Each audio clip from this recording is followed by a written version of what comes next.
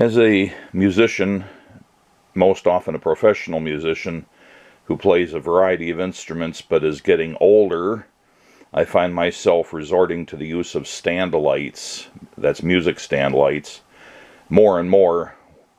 Whereas I used to be able to see adequately down to dim light levels, now I require extra illumination, if you will, in the majority of situations, just to be able to see the music clearly. And I've been upgrading my collection of stand lights to larger and newer ones, a little bit at a time, and I most recently bought a couple more of these Mighty Bright Orchestra lights. This is their largest music stand light,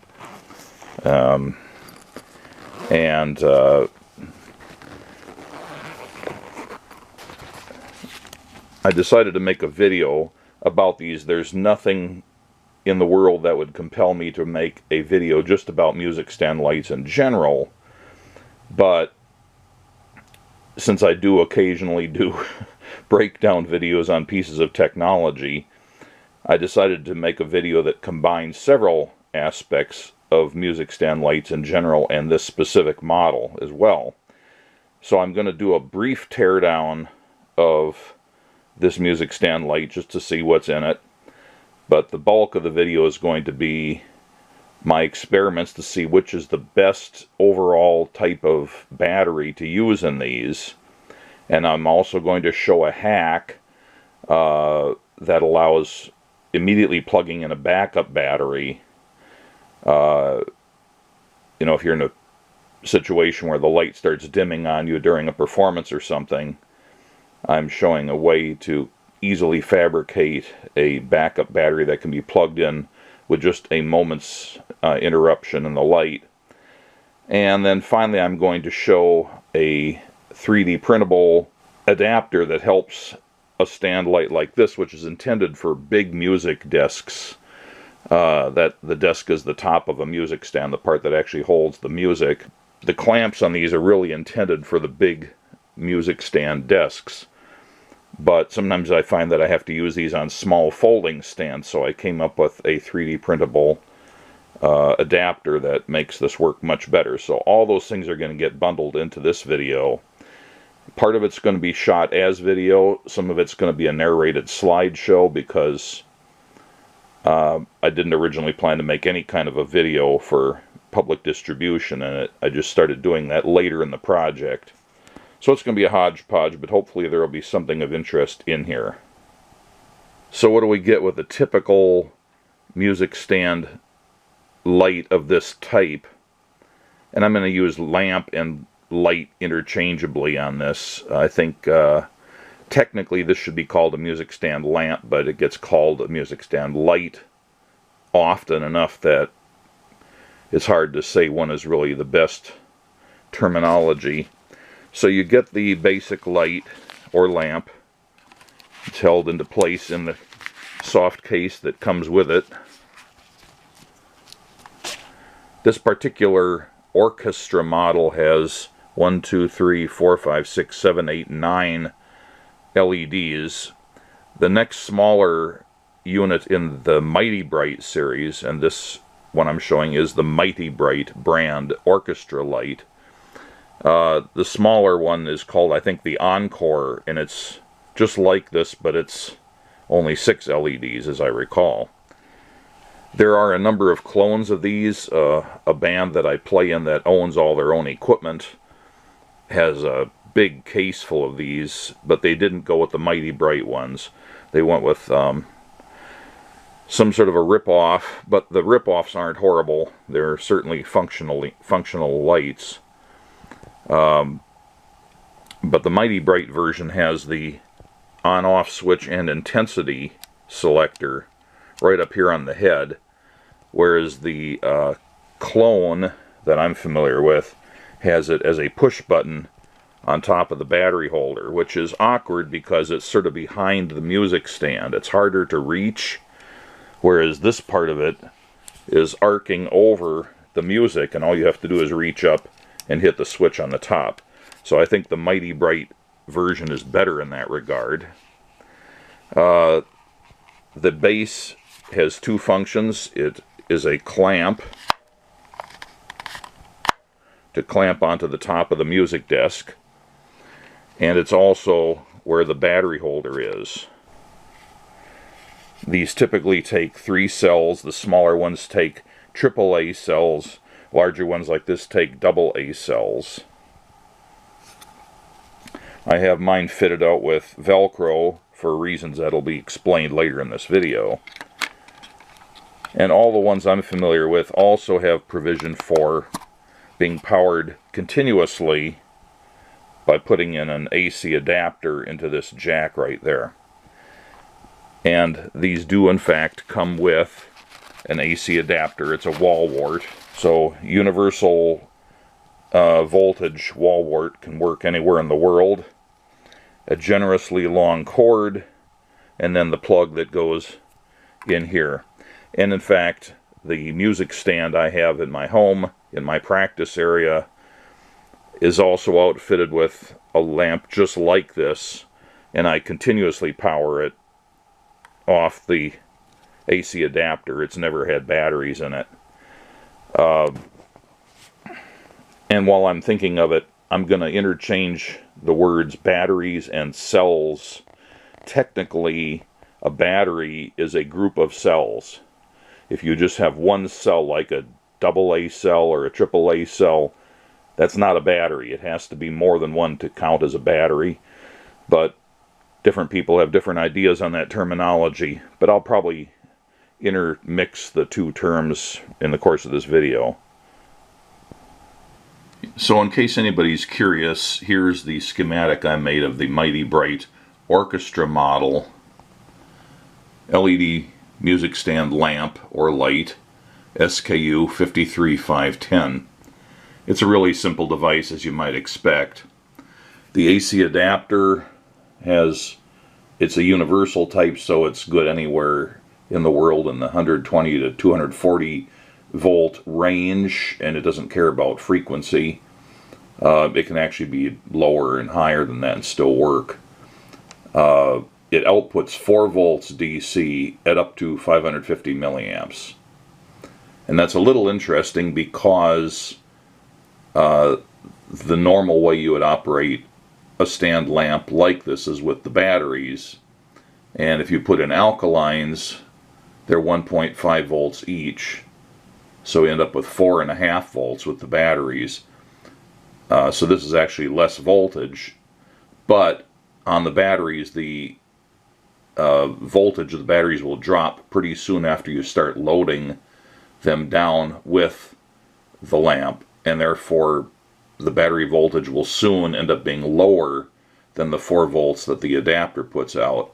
So ultimately, this is a good way to run them if you have to run them a long time and if there's a place to plug in nearby. Now this will be important later, so I'm going to cover it right now.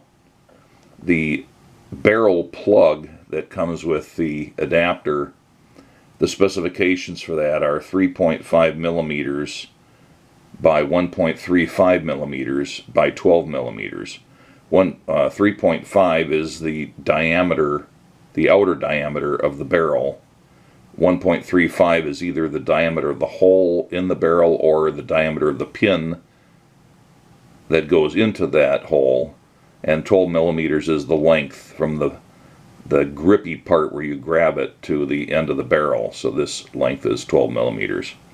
And it's a male type, and it's set up with positive center. So the positive side of the DC voltage is on the center pin, and the minus side is on the outer sleeve. Now for the lamp itself, I have it divided into 2 parts. The lamp base, which is also the stand clip, which is also the battery holder. I just wrote batter holder on there, good. Then there's the lamp head. So let's go over the first part here. Here's the barrel jack into which the AC adapter barrel plug would fit. And I had to use sort of a compromise made up on the spot schematic symbol for this because it's a barrel type connector, which is usually shown like this schematically, but it also has a built-in switch which is operated when you plug in the plug into the socket. So I drew it like this. So this indicates that it's activated by something being plugged in, and here's the depiction of the switch. If you don't plug anything in, then the minus side of the internal battery holder is connected through and goes out the black wire, whereas the positive side of the internal battery comes out the red wire, and that's all there is to it. However, if you plug in the AC adapter or other source of power, then it pushes down on this, it operates the switch, and now the minus side of the battery is disconnected, and the minus side of the jack is connected through to the black wire, and the red or positive side of the jack is now coming out as the red wire. So that's pretty simple. On the lamp head, there's a 3-position slide switch shown here. It's shown in the off position. There's also a low and a high position. If you're in the high position, then these two are shorted. This part slides up and shorts these two out. So the positive voltage on the red wire comes straight through the switch and goes out a red wire into the, I wrote here 6 LED, it's really 9 LED light bar. And the minus side on the black wire goes straight into the light bar.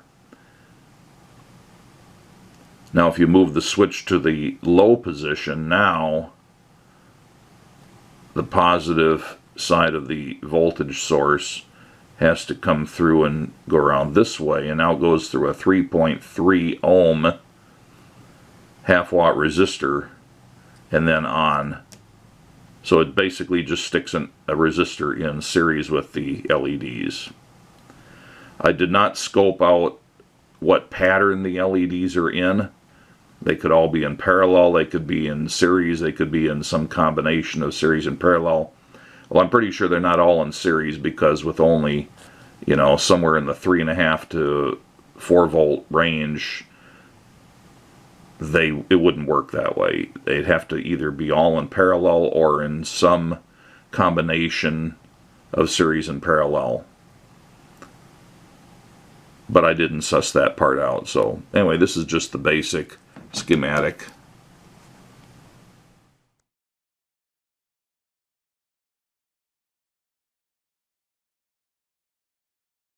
Here's the barrel connector, barrel plug pigtail, a 2-pack that I bought on Amazon. This is what it's called, but the key point there is that it's a 3.5 millimeter by 1.35 millimeter barrel plug. The 3.5 millimeter is the outer diameter, and the 1.35 millimeter is either the inner diameter or it's the diameter of the pin on the corresponding socket. Anyway, there's also a length which is important, and that's 8 millimeters long from the housing to the tip of the connector. It's 8 millimeters, so that's the third critical dimension. Although one that's longer would still work, just shorter ones would not. I've taken some generic battery holders that'll hold 3 AA cells and spliced on these new barrel connector pigtails. Put a little glue in the joints there as an extra strain relief, and then put Velcro on the back. That's 1.5 inch wide Velcro, and corresponding Velcro on the battery covers for the lamps themselves, which is the side that should face outwards. The way the lamp is designed, the clip side is the side that'll be facing towards the performer, and the battery pack will be facing out on the back side of the music stand. So that's where we can tack on the extra battery holder, so you can have a reserve set of 3 of these in here. Just sort of piggyback them on there, held by Velcro. And then if you're in a prolonged playing situation where the original batteries start getting a little dim, all you have to do is reach up and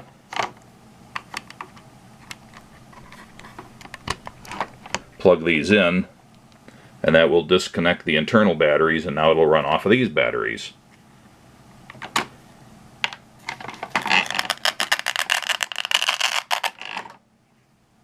The Velcro holds pretty well. Fine point here.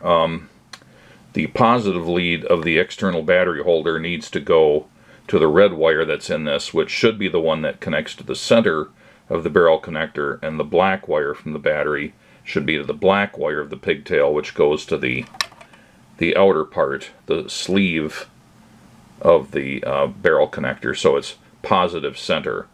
If you don't have it connected up correctly, it either won't work or it possibly could damage the lamp, depending on which one you're using.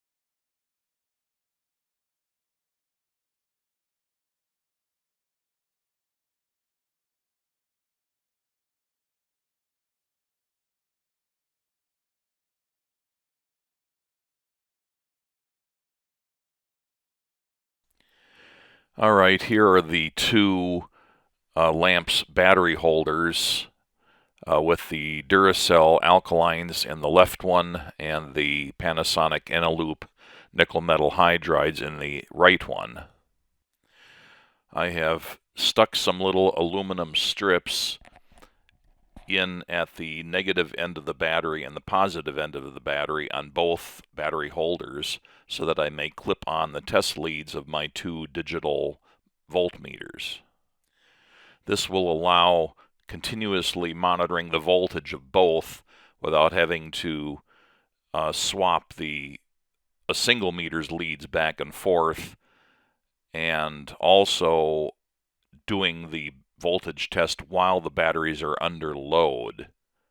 It's not valid to stop the test, remove the cells from the battery holders, test them, put them back in, and then continue. There are too many places for other variables to come in if it was done that way. This is the basic setup. I just have it on top of my table saw. I have a big block of black foam stuck in between as an optical barrier. And I have two sheets of paper representing white sheet music on a music stand.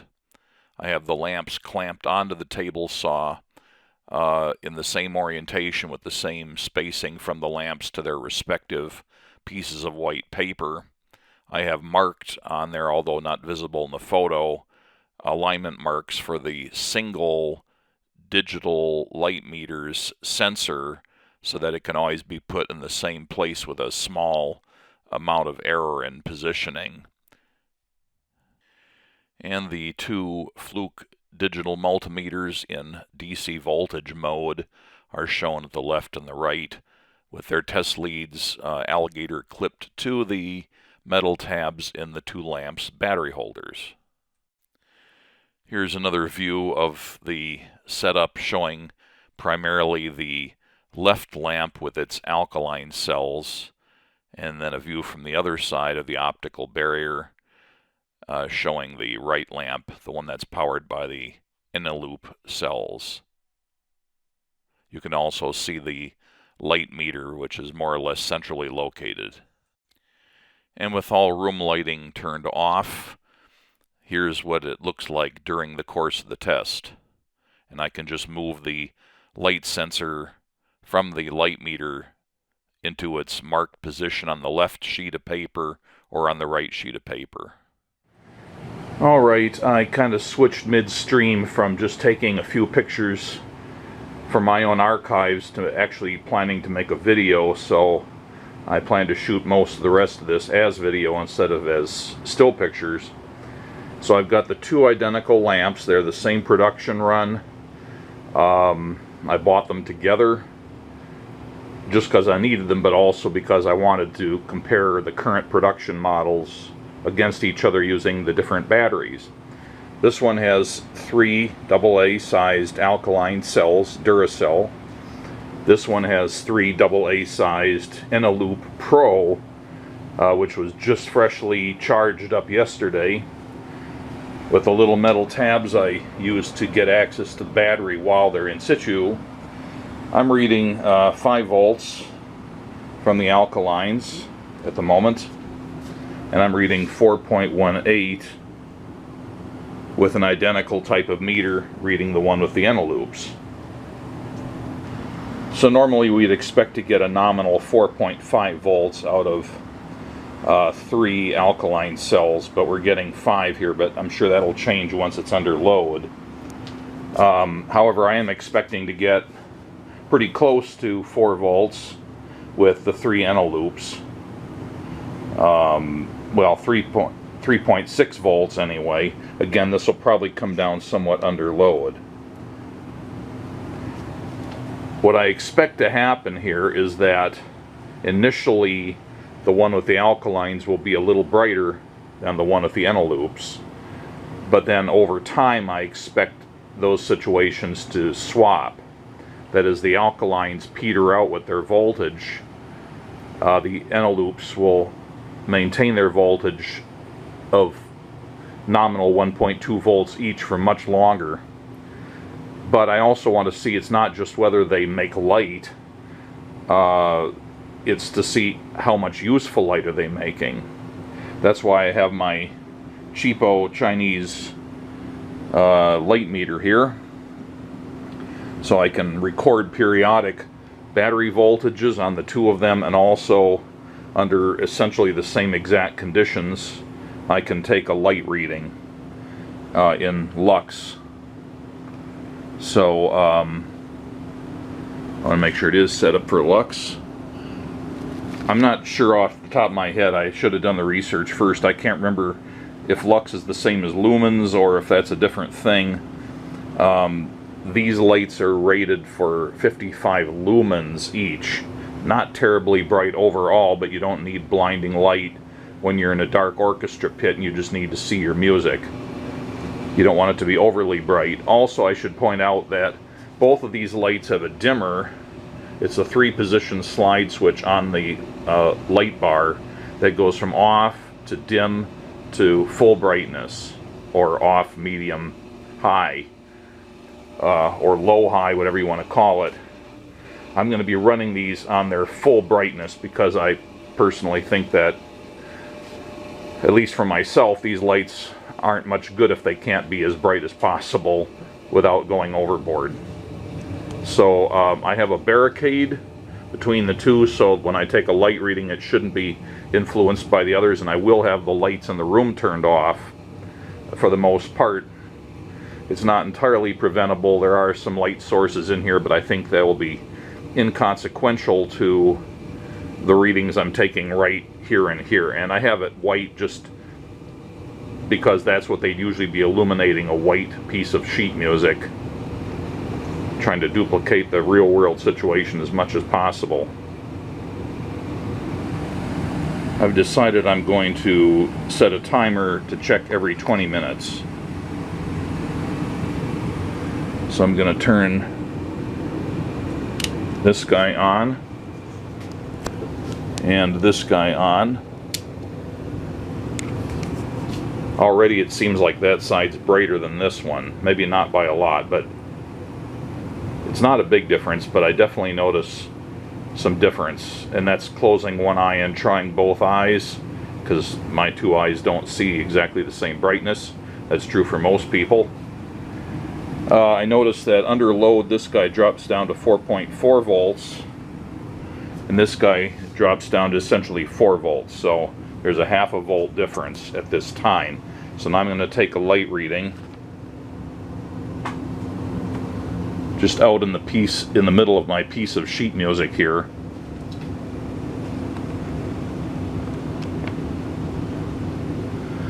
Okay, so right now I'm getting 1500 lux on this side.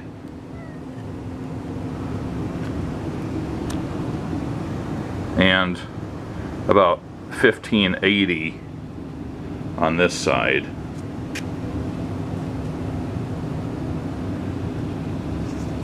Or, well, let's see. Yeah, it definitely changes. I should be more careful where I did make sure I had the same spacing on both sides. I should put it right smack dab in the middle of the white, and that's about 1600 on that side, and about 1800 on this side. So there is absolutely a difference. However, that's just a starting value. It's not the real test yet. I haven't started the timer. I've got to kill these other lights in the room, and I also have to kill my motion sensor light, because it'll try to turn that on as soon as I turn the other lights off. Yeah, I got to put something over that. Alright, the test has started. My initial readings were with the Alkalines 4.2 volts under load, 1172 lux. The Eneloops 3.9 volts, 1022 lux. Not as big a difference as there was with the room lights on, because those aren't symmetrical. More light was coming down on this side of the light barrier. So they're more evenly matched now. I'll come back in 20 minutes and see what's what. Alright, here's a sequence of photos taken at various points during the test. Again, the apparent brightness here isn't completely reliable, because the camera was using its auto exposure to alter the brightness as it went along, but still some lessening of the brightness on the left side is apparent. Alright, this is after 4 hours of operating. I've been taking readings every 20 minutes of voltage and lux. As predicted, the alkaline battery started out stronger but quickly dropped to a number that was no higher and most of the time less than the Eneloops were putting out. And the lux readings dropped accordingly, although it's very sensitive. Just moving a small fraction of an inch with the pickup gives me a substantially different reading. So I was just trying to visually center it in the white paper and using that as a reference, but sometimes I would say, boy, that's strange, that voltage is the same but the lux reading is way off, and I'd move it just a hair and I would get a number that was closer to what I expected. So there's definitely some lack of accuracy in this, and I'm not actually sure what the stability of this cheap Chinese light meter is anyway, but I figure 4 hours is enough. This is still pretty bright. I think I could easily read music on this. This side is getting marginal. It's still lit up. It's better than dark, but it may not be that obvious in the video, but this is definitely darker to my eyes than this. This is well lit still, and this is getting a little bit on the dim side. I would never have to go for more than 4 hours running these lights in a real situation. And since the Eneloops seem to be performing well, I think that's the way I'll probably do it going forward, although I'll probably always keep one set of alkalines on hand just as a backup, since they'll go for years without suffering any real degradation. But to save money, I definitely can use the Eneloops and expect good results. So here's a report that I prepared. A PDF of this is available. I'll show the link to where it may be downloaded from. But it's just Mighty Bright Orchestra music stand lamp as powered by a battery comprised of 3 times AA cells. I used 2 new lamps simultaneously using 100% fresh cells, so fresh out of the package alkalines and freshly recharged to their full capacity nickel metal hydride cells. And it just details both in raw minutes and converted to hours and minutes the 20-minute intervals. So 3 tests per hour. Battery voltage under load and the corresponding lux reading for the Duracell alkaline powered lamp, and the battery voltage and the corresponding lux from the Panasonic Eneloop Pro cells.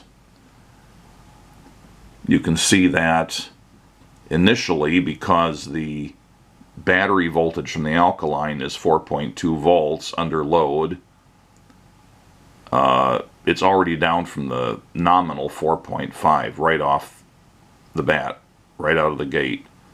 You're getting 1,172 lux, and the Eneloops are down to 3.9, which is actually above what you'd normally expect, because they're only supposed to be 1.2 volts each, so it should be 3.6 volts, but the actual measured value is 3.9 volts with 1,022 lux. So a bit dimmer than the alkaline powered lamp, but not substantially. And then as you go down here pretty quickly, yeah, the lux is dropping, the voltage drops down closer to the nominal value. We're down to 3.7 after 20 minutes. The lux volt is dropping here too. We're down from 4.2 to 3.9. We're already pretty close. And then for the better part of an hour, you see the most noticeable drop in the lux values. And already by 40 minutes into the test, the Eneloop powered lamp is at 929 lux, where the alkaline is down to 847. So already 40 minutes into the test, the Eneloops are doing better than the alkalines. And then from there on, the Eneloops are always noticeably brighter in terms of lux, less noticeably to the naked eye, but in my test situation with a dark room and a clear optical barrier between the 2 lamps, you could see that this was dimmer after the first couple hours. The disparity between 518 over here and 825 was definitely noticeable. And by the end, you get down at the end of 5 hours, you've got 410 versus 780. It's almost twice the amount of lux coming from the Eneloop powered lamp, and that is definitely noticeable. Although this still results in enough illumination to make the music fairly easily readable. It's not like it's unusable. So I learned a couple things from this. If you want to have some inexpensive cells available that powers these LED music stand lights well, you should definitely consider the nickel metal hydrides. Their performance in the long run is better than the alkalines, and other than that they cost a bit more initially, they definitely will be less expensive in the long run, and performance is good. So that was the main thing I got out of this. And then down here I just described in a number of text points the details of the testing setup, various considerations and clarifications, and also at the bottom I pointed out a key difference. People may wonder what the difference between lux and lumens is. Lux is a unit of measurement for how much luminous flux is spread over a target area. In other words, a piece of sheet music in this case. While lumens, as specified by the lamp manufacturer, is a unit of measure for how much luminous flux is emitted by a light-producing object or device. As an example, an LED lamp. So, lumens are the generated light. Lux is the amount of light that actually gets distributed over the thing that's being illuminated by the lamp. Okay, I'm going to use my ZTL's pulse load battery tester. That's the famous MBT1, to see what's left in these cells after running them for the total of 5 hours. I may have said 4 hours, but it was actually 5 hours total runtime, uninterrupted, powering the mighty bright Orchestra size LED music stand lamp. So I figure there's obviously some charge left in this, but this will give me a rough percentage of how much is in there. Looks like they're still far from being depleted, even after running those lamps for all those hours. But that doesn't surprise me, because with the other stands I have, although I don't normally power the Orchestra size ones that I own from anything except AC, I have the one they call, I think, Encore. It's like the Orchestra stand, except it's not as wide. It's only intended to light up like 2 pages side by side instead of 3 to 4 pages like the Orchestra one. But I've definitely powered those for up to 3 gigs including rehearsal on one set of batteries. So it doesn't surprise me that after running for the equivalent amount of time for 2 rehearsals, 2 gigs, adding up to 5 hours, that the battery still is a little bit more than halfway usable charge still in it. Yeah, just checking the other 2 batteries, or the other 2 cells. This one also has 60. That one's also 60.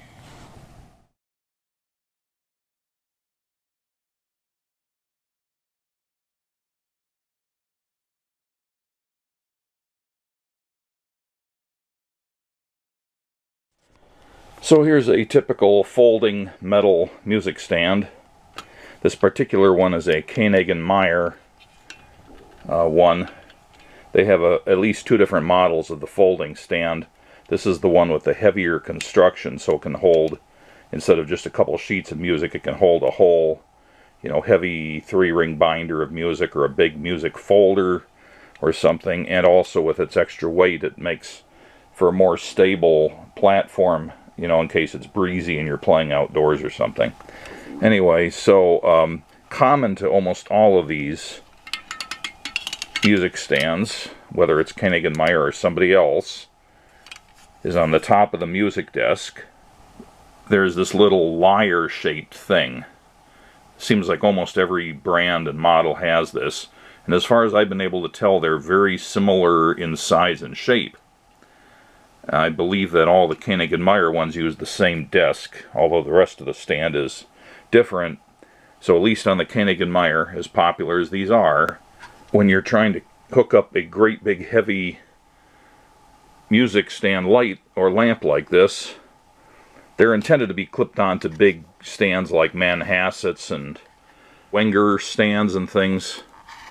There are little rubberized pads on these spring clips, but they don't really get much purchase on these little lyres, and that's really the only place you can clip them onto. These aren't deep enough to, you can clip them on like this, but they just tend to slide over sideways at the slightest provocation. If you clip them on up here, if nothing disturbs them, they'll stay there, but they do have a tendency again to fall over sideways. So I decided I needed to have some sort of adapter for these stands, and I made these little adapter blocks. These are 3D printed, and they have a slot in them that is sized to precisely go over the little lyre, and it has only a slight amount of wiggle room in there, just enough that it doesn't go on too tightly. And then the exterior size is ideal to go into the clamp on a typical stand like the Mighty Bright or its various clones. In this case, it just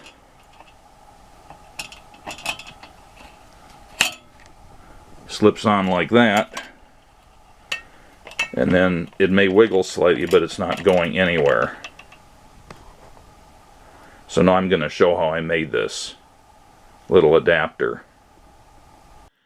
I used Tinkercad to design this in two pieces, the front and the rear.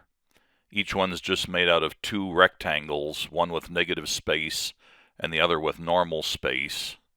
So you end up with a recess in the one, and then the other one's built up in the two layers. So you have a part that sticks out, and when they nest together, they lock together, but there's still a 2 millimeter gap between the two sides that leaves the slot. I dragged the resulting STL files into my Prusa slicer, set up to make two of them, and they've been sliced here, and then they go into my Prusa 3D printer, and it was the work of about 2 hours to print these 4 pieces, which is both halves for 2 adapters.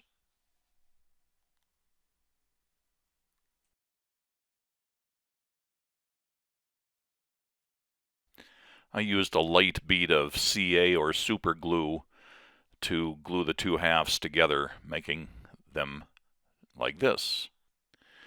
The slots are actually neater than they appear here because I had the setting turned on to round the corners slightly. The rounding makes it look like there's a little hook on the end of the slots. There isn't really. It's just, you know, 0.5 millimeter deep. It doesn't go any further in than that. Alright, I'm using some 320 grit sandpaper. I've cut it into little rectangles, and I'm going to glue it onto the outer surfaces of these 3D printed adapter blocks so that they don't slip in the rubbery grip of the music stand light. Alright, sandpaper glued on. It just results in a somewhat more matte surface than I could get with the 3D printing, and that should provide enough extra grippiness that when this is embraced in the spring clip with its rubber pads, that it won't want to slide off. It can't really twist much because, well, this can't twist on the music stand because of that slot, but then the music stand clamp shouldn't twist on this because of that extra grippy surface. Alright, there we go.